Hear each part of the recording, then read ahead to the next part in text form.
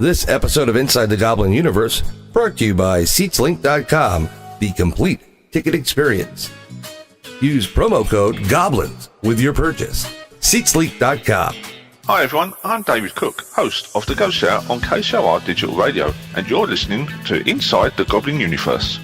Hello again, folks, and welcome to another edition of Inside the Goblin Universe.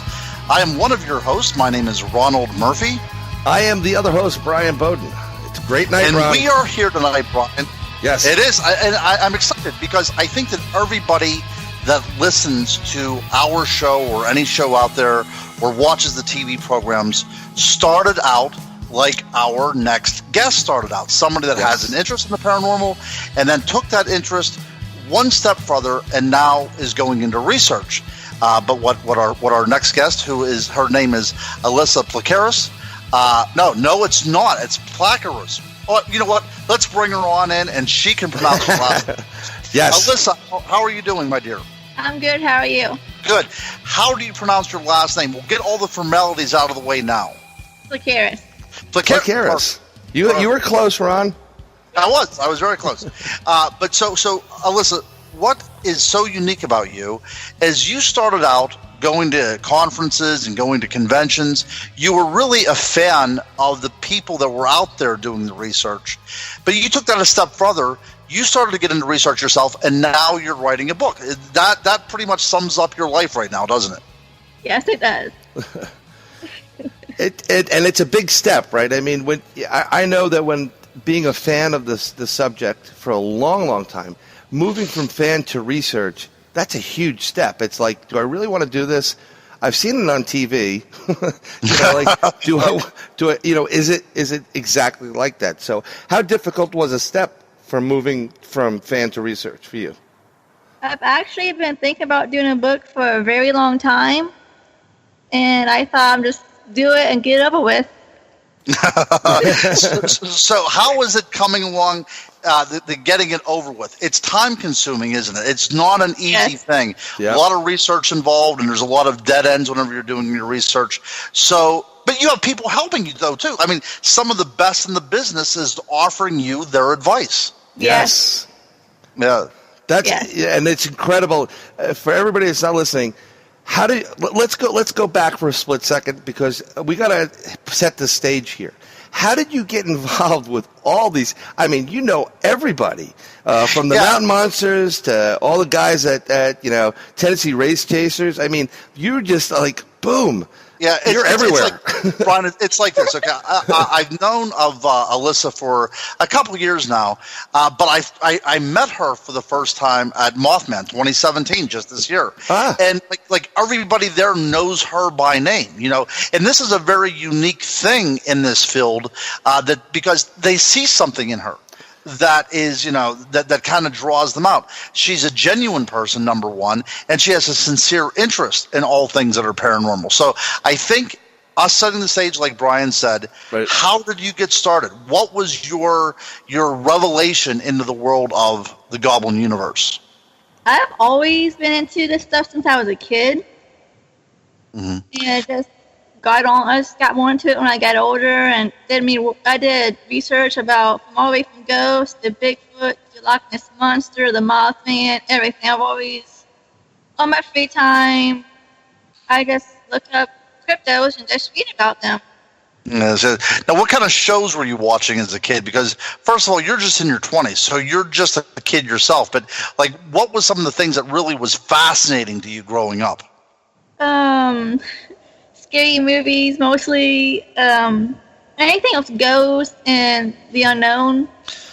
Right. And it's always the horror movies that start people off. It really is. Because believe it or not, that's how, growing up, we had, the old school Wolfman and vampires and Dracula and Frankenstein, like you see in these the classic posters.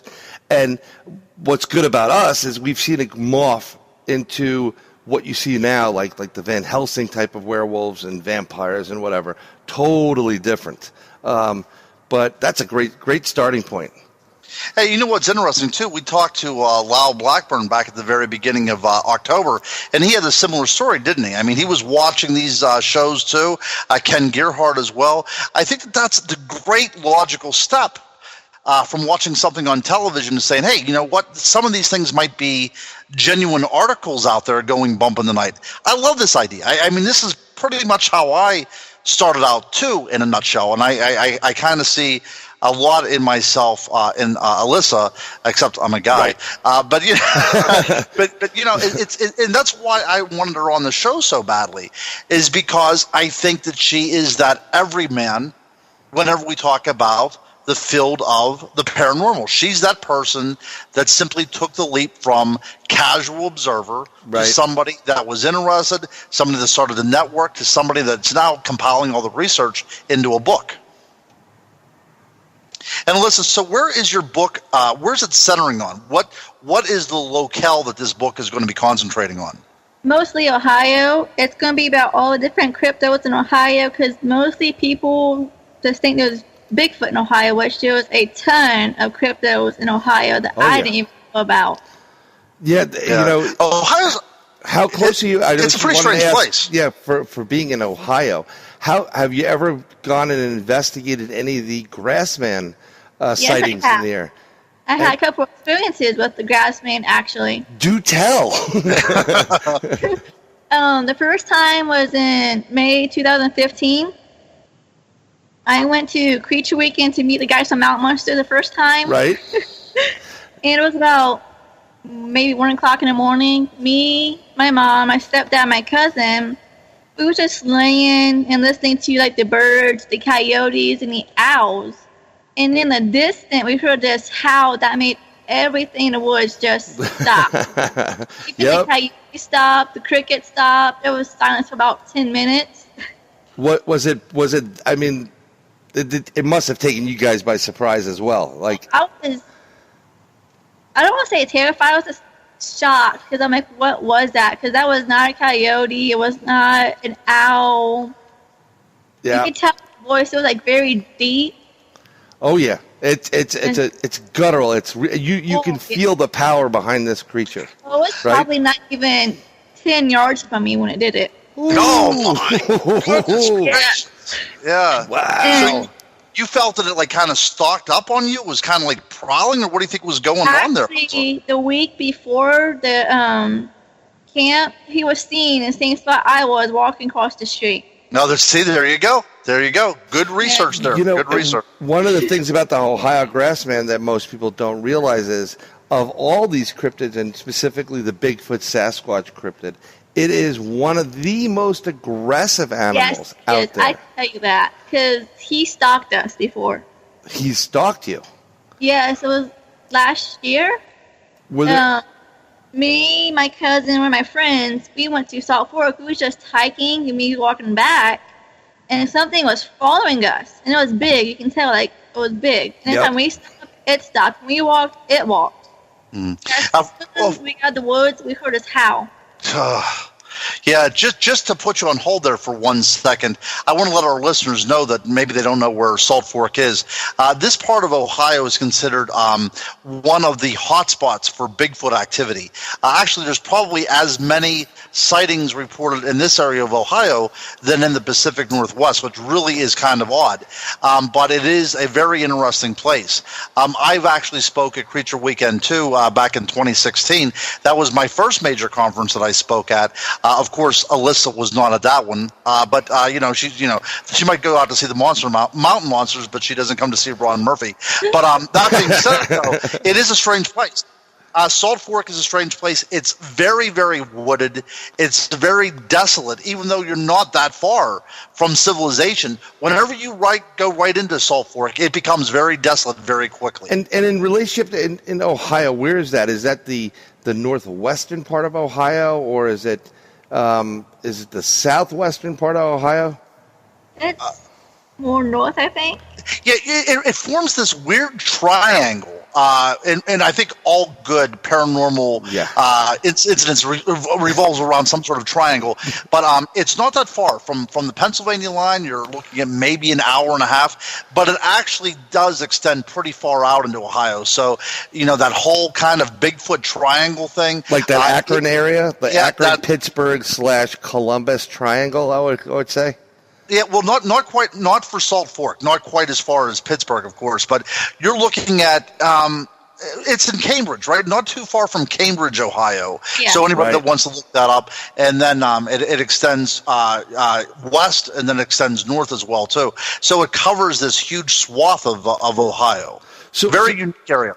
I mean, now you're being stalked by this thing. How did you guys react to that? We just walked calmly and just got out there as fast as we can because we didn't know what it was because it could have been a bear, it could have been a bobcat. Right. So we just walked calmly and as calm as we can because we didn't want to make it worse because we thought if we ran, it would make whatever was chasing us.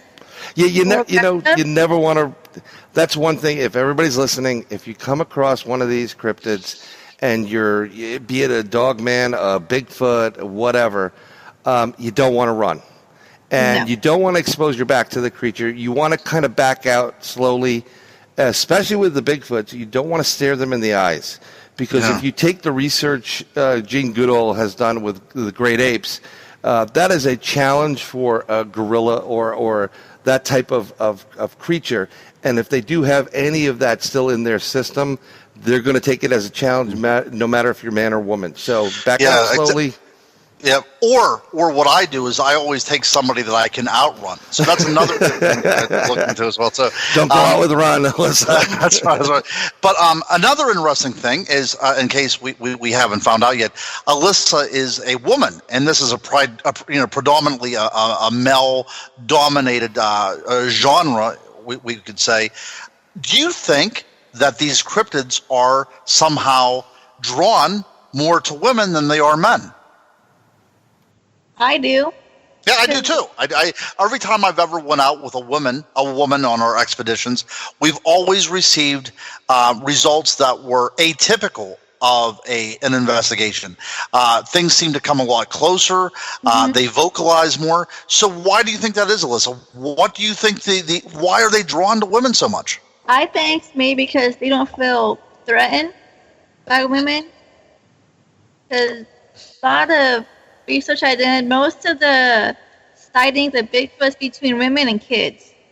Okay. I think they don't feel threatened by them because, a lot of time when they see men go out hunting, so they probably think men bad, women probably good because we don't do anything.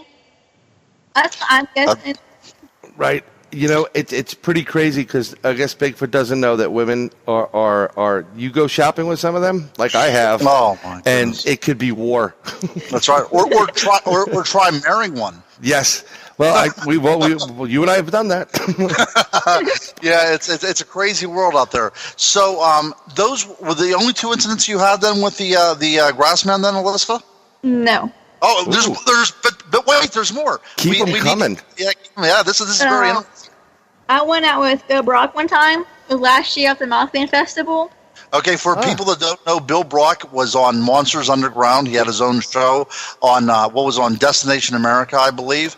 And Bryan and I actually ran into him up at the Ocean State Paracon. Yep, and he is a friend of the Goblin universe. So. That's right. All right, continue, Alissa. And me, him, his friend Alex, and one of my friends, he was at Salt Fork, so he invited me to come go squatching. I'm like, okay, why not? And we was hiking in one of the trails. We had two incidents that happened to us there.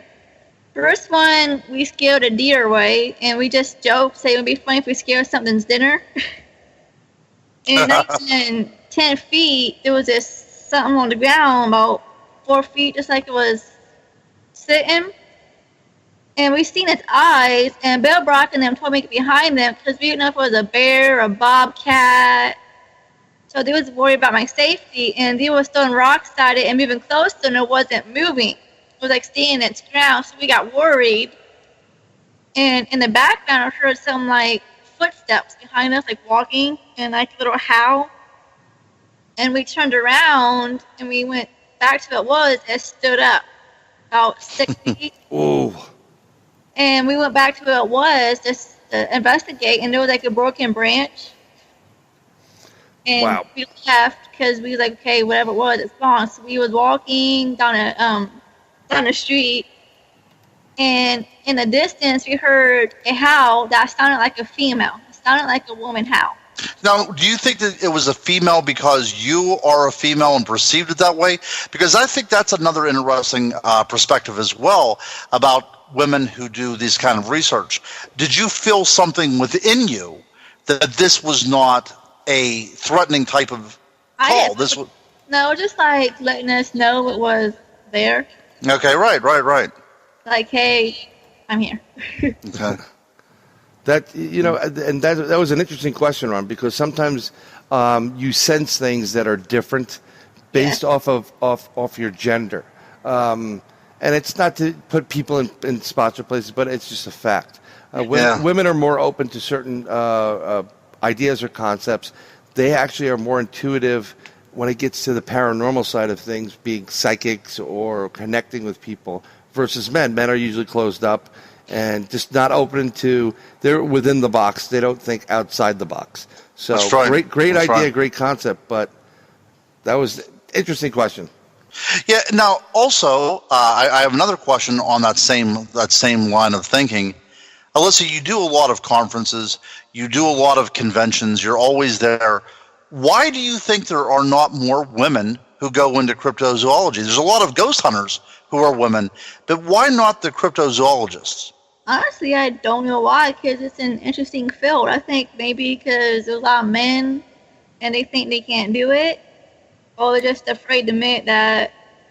I haven't thought about that, because a lot of people I know, when I go to these things, people always seem surprised that I'm into Bigfoot, and that just look at me like, what? That's right. Well, you're not the normal. I mean, in general, I'm sure it's all these conventions have a lot more men in there than women and young kids, and that they could be either boys or girls. But in general, women usually like, okay, I'm done. You had your fantasy, let's go now. Whatever. That's right. And I like the fact that more and more women now are getting intrigued in this, and they're actually tougher than most of the guys that are out there when it comes to standing up to these creatures. That's right. That. Yep. Go ahead, Alissa. Go ahead. My last experience with the Grassman was at the Mothman Festival, actually, same week.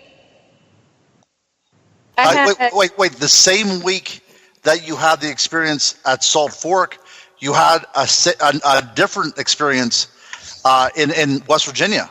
After the Mothman, at the same time the Mothman Festival was this year, actually. Wow. It was Thursday when we first got there. I stayed with some friends in the middle of the woods and with the cabin, and not even 3 hours of us being there, me and my friend heard footsteps in the woods. There was nobody around us except for maybe 2 miles from where we was. And I'm like, okay, whatever. I just brushed it off because it could have been a deer. But that night, me and one of my friends were sitting there talking, and it was about, I don't know, maybe 1 o'clock. And about 10 yards, we was hearing little howls. Like,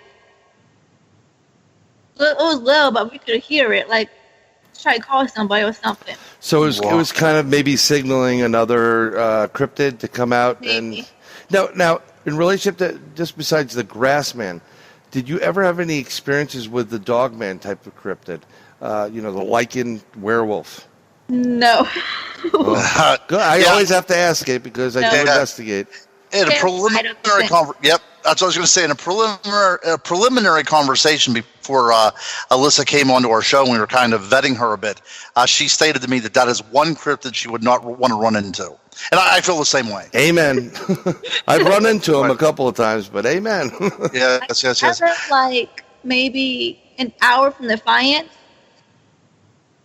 Yep, the Defiance werewolf, for those listeners that do not know. Yes. Another thing, right in Ohio as well. See, that's the thing, is that Ohio is one of these really goofy states. You might think Midwest when you think about Ohio, but it is a hotbed for all things paranormal as well. Definitely. Yep. But you think about it, though, it's on that waterway, and you got Michigan up there, and you got, the land between the lakes, and we're kind of all connected.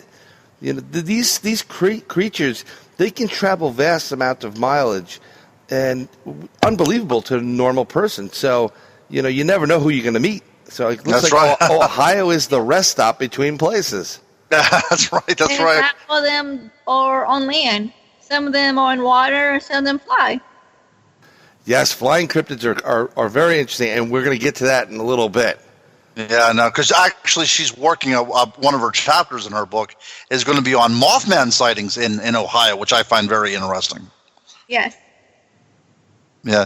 Now, you said about going out with Bill Brock on an investigation. Who else have you been out on investigations with? This friends, but one of the, I guess, famous wise is Bill Brock. No, I went to the famous wise. I've been out with Bill Brock. That was pretty much it. The mountain monster guys. Before we get off this subject, they have this weird connection with you, and by weird I mean it's a rather endearing connection with you. But so how do you feel about these guys? What made you so drawn to this cast of characters? That they're normal people. They're from West Virginia. And they just want to prove the same thing we do, that cryptos are alive and well out in different places. It's like they're real. There's, even though people get on television, these are real people, and they have real lives. And it's just an interesting cast of characters, but each one is an important part of the actual team. The Ames team. That is true. I will tell you, I did a conference with them at the very beginning of May in Pennsylvania, and it was called the Bigfoot Camping Weekend. Yeah. And it rained the entire 3 days. I'm talking about a deluge, biblical proportions. And I know that even whenever there's no people around, they are exactly the same. Yes, that you see on television. There's no show. There's no airs they're putting on. The people that you see on that show are the exact same people they are in real life. Yes. I talk to them all the time, and it's just a heyday when I talk to them because they just go on and on. I'm like, oh, goodness. That's right. And I'm fine with that. A lot of true researchers, I put my finger up in quotes, they have a problem with mountain monster guys. Yes, but I tell you, I do not. The reason that I do not is because you know how many people that they are making interested in the world of cryptozoology and the paranormal. So these little kids that are watching these guys on television may grow up to be zoologists or naturalists of some kind. I think that they're opening up a whole new generation of people to use their imagination, go out in the woods, and revere nature rather than tear it down. Yes. And they also make pretty cool traps. Yeah, they do. One of the coolest things that was pointed out to me a while ago, and I wasn't really, paying attention to it, is their leader trapper, John Tice, is a former professional football player. Yes, he is. Yes, he is. Wait. Who did he play for? I did not know this. See, he's the former head coach of Minnesota Vikings. Yes. No. Yes, he is. He played he was a former tight end at Maryland. And he's played football professionally, and it bothers me because he got hurt. So in these episodes, and real life takes precedent, and he's not able to do what he's able to do. But you would never know it, and this is what's really interesting: how you meet, our daily lives cross the paranormal on a daily basis. But yes, he played professional football, and he was a coach. That is so unbelievable. Now, if he was okay, now we're talking about the same guy. I will tell you, I believe you. I believe everything that you tell me, Bryan. So I'm looking this up right now. New Orleans Saints. New Orleans Saints. He played. It says here from 1983 to 1992. He was on New Orleans Saints. And he was also coach / co-offensive coordinator at one of my old alumni, Pace University, or as I like to sometimes call it, Space University. Well, I am finding this all very, very intriguing. That's extremely weird to me now. Actually, it's kind of it's kind of exploding my Goblin universe at this point right now. So that's something I did not know about him. You know, and it's wonderful when you find out these really little details about people's lives. And it's not to get, some people do it because they want to know everything about everybody and they're nosy busybodies. I like it because it adds a lot of credibility to how tough this guy is. Yeah, to have absolutely. to do this. And I'd love, I don't know, let's say if you know him, tell Trapper and Buck and Huckleberry and Jeff, and I'd love these guys to get on here and just talk with us. I love to talk to Willie and Wild Bill just about how the hell they come up with those traps. I would definitely. Yeah. Actually, they want to listen to the show, so I will make sure to talk to them. Give them our information. We'd love to talk to them. They always have a home in the Goblin universe. They are forefront of the Goblin universe. They are the army. Them. We met Porter up at Ocean State. He's a great, fantastic guy. Yes. But all those guys at the Tennessee Race Chasers, Chris and Doogie. Everybody over. Brandon is just an incredible group there. Yes. And I love that. I love, with Mike coming on with a tech guru. It's just what I was talking to Porter off the screen, and I asked him a question. I said, "Who had a better truck?" And he looked at me like sideways, like, "Well, this has to do with paranormal." I'm like, "Because we're not just paranormal. We're real human beings, Uh-huh. And we want. Yeah, that's right. We love the fact when we asked him about the new show, he says it's going to be a lot more fun, and I love that they're doing that. You can see when they're playing around with each other because that's real world. That's not everything serious. Everything's so serious. So you guys, if you're listening, Porter and all those guys, you're always welcome on the Goblin universe, like we said before. And then they're good family men, too. We are talking about genuine people here. They're not out there looking to make a buck. They would be doing this whether they were on TV or not. And that being said, it's easy to see how our guest here, Alissa, became so interested in, because we didn't have this, Bryan. You and I growing up, we didn't have the investigators. There were investigators out there. Peter Byrne was an investigator out there in the Pacific Northwest. So we had a few people out there doing this thing, but there was no such thing as a Bigfoot conference. There was no such thing as, paranormal conferences. That didn't happen. This was one of those fringe things that was part of tabloids, supermarket tabloids. Nobody talked seriously about this stuff until very recently.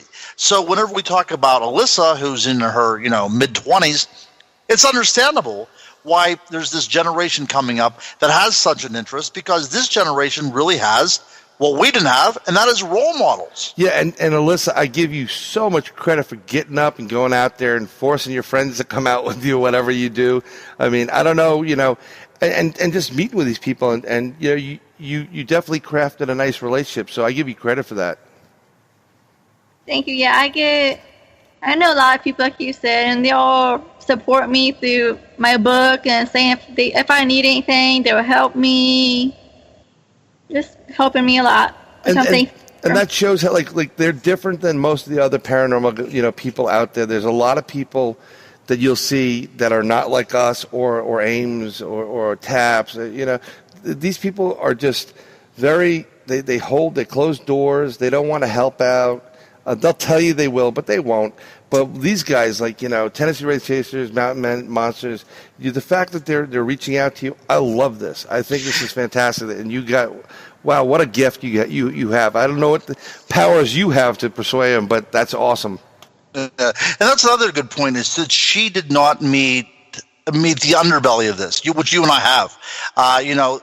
Getting really involved and getting your feet wet in the world of the paranormal is one thing, but going, chin deep into the world of the paranormal is something totally different. And there's a lot of people out there that will not only refuse to help you in any way, but will try to discourage you and actually try to destroy who you are as a person. That is scary. And Alissa, we are very thankful that you did not meet those people first.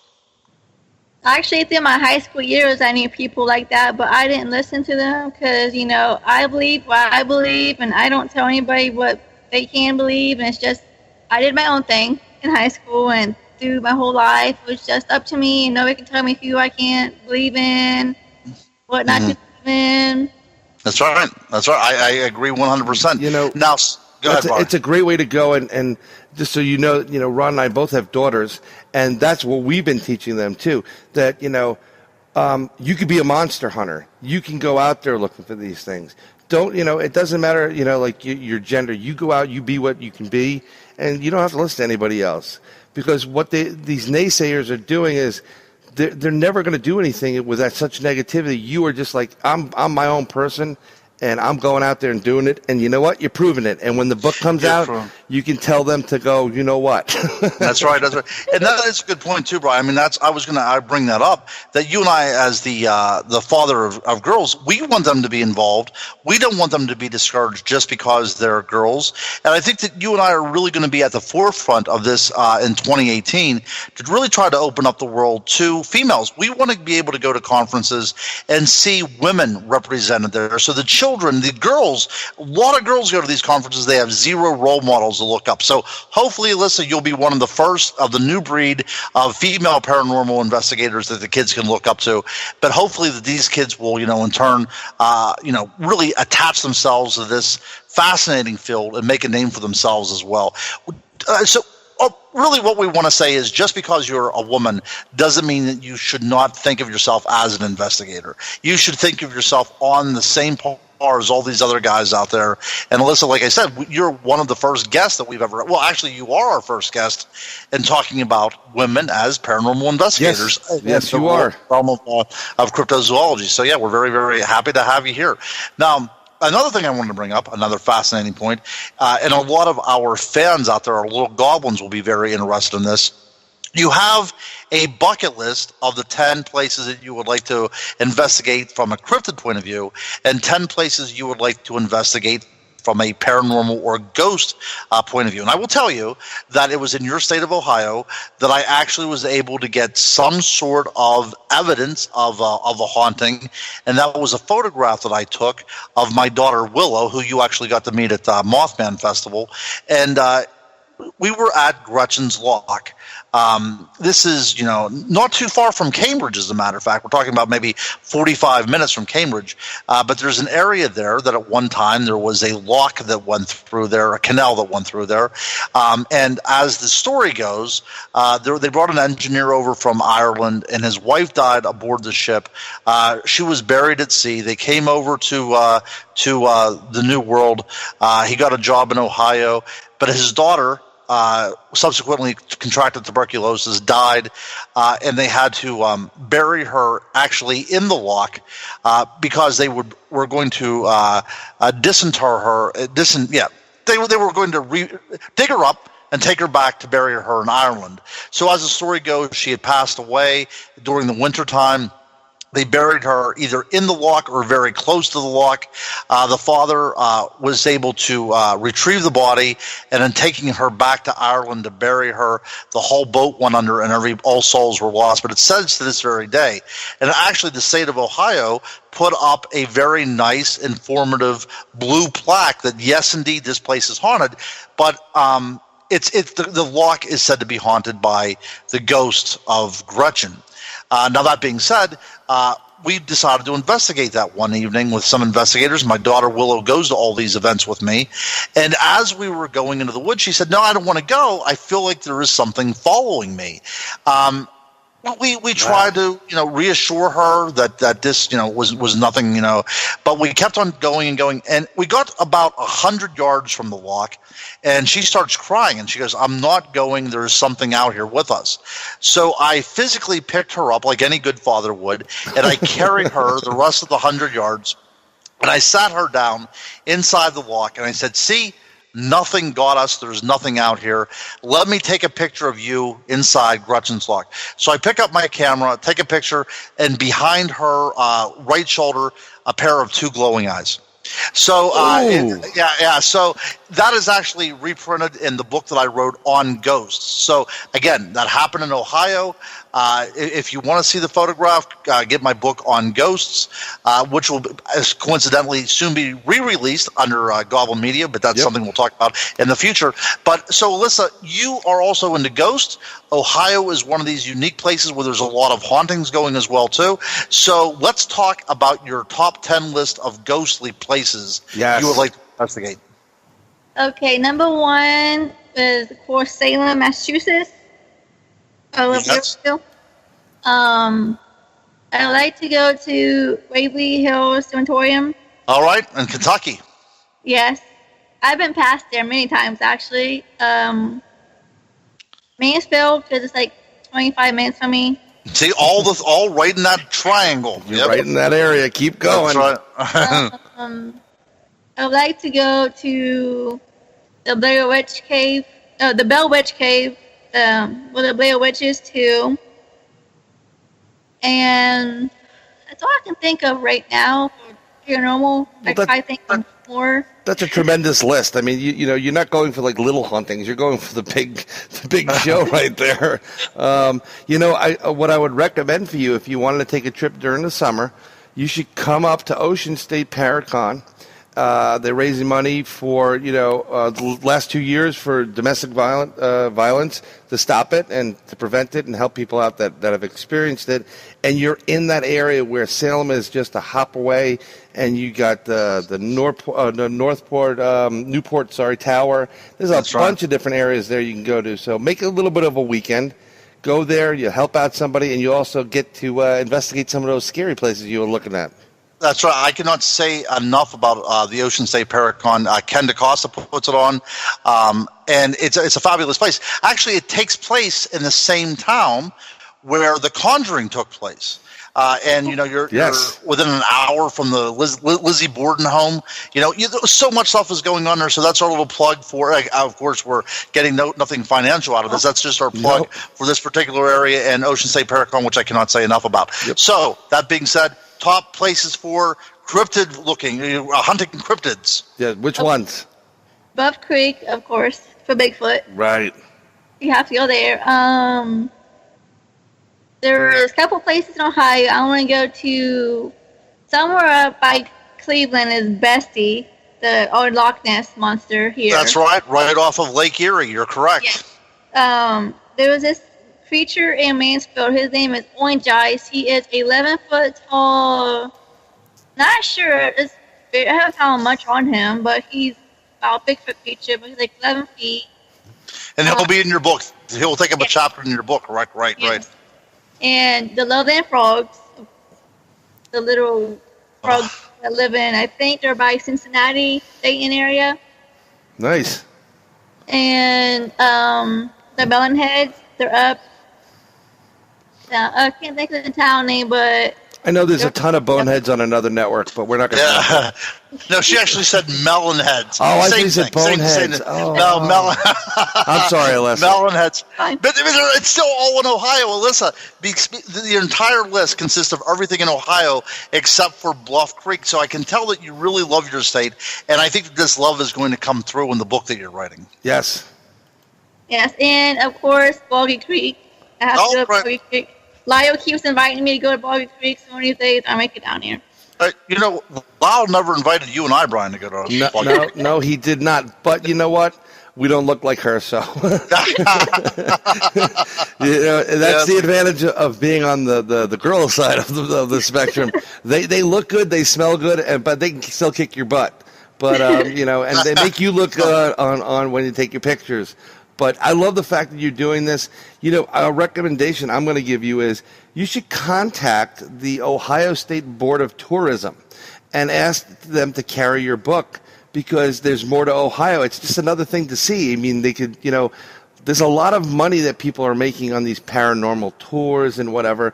What a great state. Go to Ohio and have the blank scared out of you, you know? That's what Salem does. Yes. You know, all these places you want to go to, they have made a industry over what, you know, the hauntings that go on there. So, hey, you might be onto something. This might save a lot of small Ohio towns that are wasting away to nothing. Well, I have Ohio roots with my grandfather, and you know, he was in Canton, and so I have a little affinity for the state of Ohio and the Buckeyes, and but I think you got a great book coming out. I can't wait till this coming out. How long are we going to have to wait? About 6. Honestly, I say close to 6 months. That's not that long, actually. That's going to make a great summer read, and we're going to put it in there. And what a great product to have out for the summer. That's what it's going to be awesome, man. It's going to be awesome. We only get the best on the program, Bryan. They don't have to be at the top echelon right now, but I assure you, at one time she will be, and we'll say, "Hey, guess what? You know that Alissa girl? Yeah. We have her on our show first." Yeah. Just remember us, Alissa. Just remember. Just remember us. Right? These two old guys that are talking on. Yeah. I was on some crazy show, Noel, inside the Goblin universe. Yeah. What? I don't even remember what network that was. Hey, another Ohio connection, Bryan. Did you tell her that our Black Swamp Radio that's actually originates out of Ohio? It actually originates out of the Black Swamps of Ohio. So yeah, how about we've got a whole Ohio love fest going right now. That's right. As much as we mentioned Ohio, everybody in that state should be our fan right now. Yeah, we've actually done more for Ohio in the past hour than the Cincinnati Bengals and the Cleveland Browns in the past decade. They could use a couple of cryptids on those teams as well. They absolutely could. That's right. Hey, you know what? Why don't they have a football team named after the cryptid? I think that would be fantastic. We should actually put in that we want the state of Oregon to have a football team named the Sasquatches. That'd be cool. Well, you know what? I'm gonna challenge you on that because, frankly, we on the East Coast, and that's including Ohio, Pennsylvania, West Virginia, we have more sightings than they do in the Pacific Northwest. So why do we have to give that away to them? Why can't we have the Columbus cryptids or the Cincinnati cryptids? Huh? How about that? Yeah, I think that works out well. We had a lot of fun on the show, but I really think that we exposed one of the shortcomings in the world of cryptozoology, and that is the lack of having very good women doing the research and getting out there in the field. And I'm glad that we were able to shine a spotlight on that. I think that it does wonders. Lets people know that there are women that are genuinely interested in this field. Our chat room actually is populated by a lot of women, which we're very proud to have.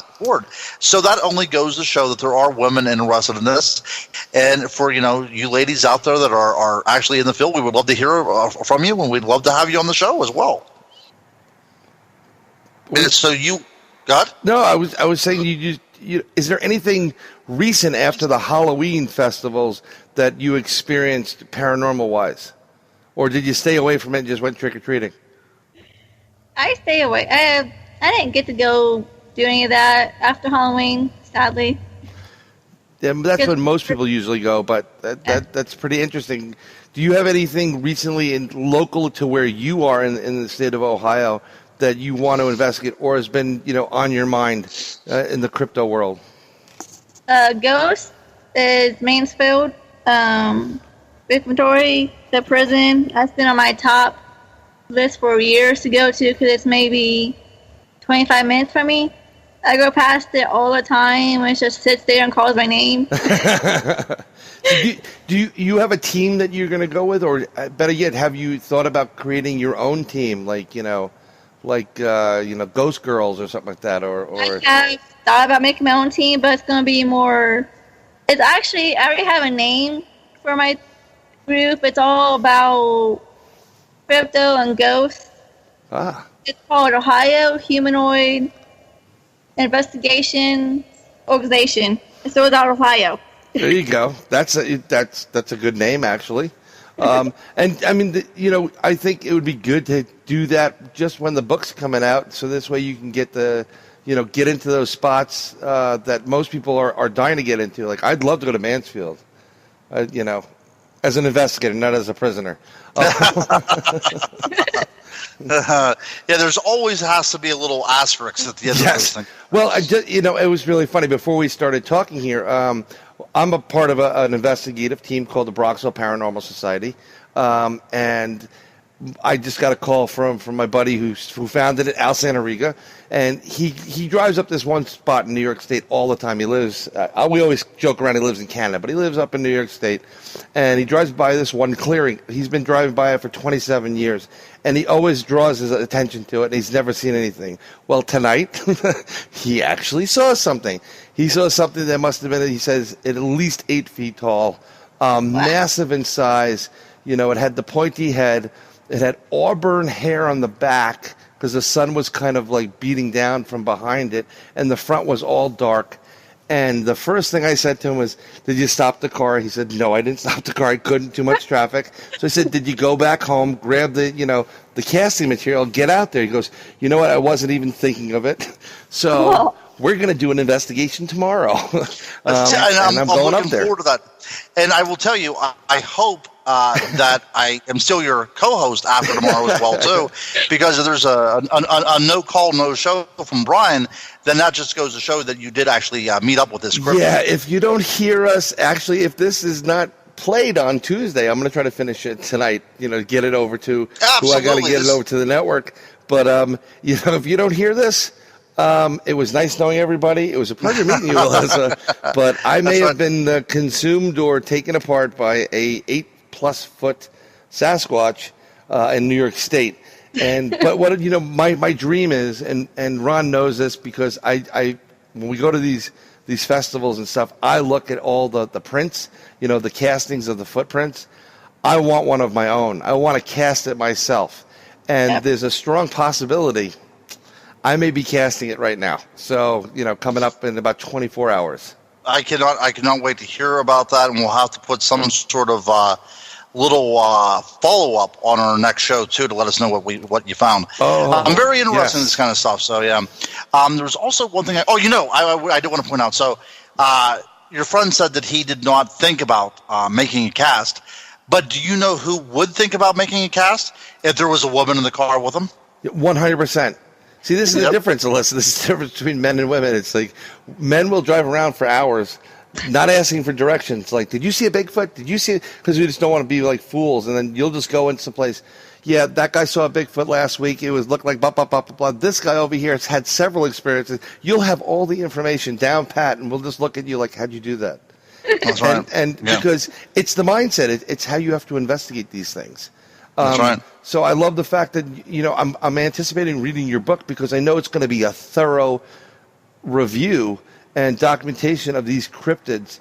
And it's probably going to answer more questions and then create newer questions for people because you're going to bring things to the forefront that no one else has. Yep. From a female's perspective, we're looking forward to it. And Alissa, let me be the first to say that we are happy that you were the first program you ever appeared on was our podcast. Yes. I truly appreciate that. I want to say thank you for inviting me for doing one podcast. It made me excited when Bryan messaged me. I was like, "Oh my goodness!" Well, yes. I don't get that reaction from women whatsoever anymore. But every time Bryan messages me, though, I get excited as well too. So I do understand that animal magnetism that he puts out. I do understand that. You know what? We've been friends on Facebook for a while. You're in the same groups that we're in, and we're going to add you to Inside the Goblin Universe so we can tag you on this so you can promote it yourself as well to your network. But we're always very open and interested in anybody that's researching this, and we love people that haven't been consumed by the podcast world and the interview world because you're getting a true perspective. You're getting innovative ideas. When we, hopefully we'll get you back on when the book comes out and we can start discussing more investigations that you do so we can get different details because as researchers, we live for this type of information. We want to know more information. We did an interview this week, which you've listened to with David Cook, where I proposed something to him that he never thought of before, and it really opened up the gate for him to figure out, I never thought of it in that angle, and it changes the way you research. So keep doing what you're doing, Alissa, and you're definitely part of the Goblin universe. Thank you. That's all the time that we have. Actually, we wrapped it up right here, right on time, guys. So I will tell you, from all our little goblins, we greatly appreciate listening to your stories, Alissa. And I will sign out. My name is Ronald Murphy. Up before you sign out. Oh, wait. You can't cut me off. But That's the only thing I have. Okay, go ahead. I know you have that, but I want to say we do have a couple more minutes left, and I want to say that I do want to thank Alissa for coming on as well. And I want to let her know in advance, because she's going to know it, and then next week everybody will know it. But we're doing something very strange and unusual coming up on the next show after Alissa's show in about 2 weeks. We're going to have Robert Vanderbroek on and Johnny Webb. And basically, if anybody doesn't know who Robert is, Robert has this ability and gift to take photos, and images appear, and he's had Neil Armstrong's been on there, the Devil's been on these images, just any camera. He'll just take the pictures and shoot them, which is pretty cool and interesting. But another thing he does, he has this connection, and we're gonna go a little bit deeper with him to whoever is making these crop circles. And matter of fact, there's been plenty of film crews that have followed Robert, and he's gotten these impressions. There's going to be a crop circle at this place at this time, and they have crews there with him, so he's not doing it. He's not sending out any transmissions to anybody. The film crew follows him over there, and like clockwork, there are these crop circles that appear. So he has other gifts too. We're going to do some experiments with him, and we're going to do stuff with photography. And anybody that's listening to the program can take part in this, and we want you to. We want you to take these pictures that we're going to be doing. You send it to us at Inside the Goblin Universe. You can send it to us via our email at questions@insidethegoblinuniverse.com, or most of this is going to be posted on our Facebook group, and that's Inside the Goblin Universe group. There'll be a posting for it. We're going to put all these photos up there, and we're going to reveal it in the video end of the interview, which will come out after we finish doing it. So I just want to let everybody know that is coming up. And now, Ron, I apologize to you, but you can take us home from there. He just got upset. He doesn't want to take us out. So okay, hold on a second. Hold on. I'm sorry. I had it on mute. Oh, but Bryan, that's the only thing I got going for me. I got the intro and I got the outro. So, but that was worthy of cutting me off. So I'm glad that you brought that up, because it's going to be a great show. Yes, I do think it's going to be a great show, and it's controversial because Robert has had some controversy. But I don't buy that. I have to experience things for myself, and I have to make my own opinion of it. That's right. But that's how we roll. In protest, I'm not going to say it first. I'm going to have you do the first part. In protest? Yeah, and in protestation, okay. I will have you be the first one, and then I will say the final goodbye. Okay, well, I'm going to say, thank you very much. This has been Bryan Bowden on Inside the Goblin Universe with our co-host, Ronald Murphy. Oh, yeah. See, I always let you say it at the end, Bryan. You're not doing it right, gosh darn it. Okay, I'll say it. Okay, hey, thank you, all you little goblins, for tuning in once again to Inside the Goblin Universe. I'm Ronald Murphy. I'm Bryan Bowden. That's how we do it. So to everybody, we'll see you next time. The concept of shape-shifting is ingrained on our psyche, lurking in our collective unconscious and stalking our nightmares. Crypto guru Ronald Murphy tracks the dogmen through history, beginning with the hunt in the dim beginnings of the human race, and follows the tenuous tracks of the werewolf to the modern age. His compelling study seeks the monster in all of us, but more importantly shows the readers the man behind the wolf. On Dogman is available on Amazon.com.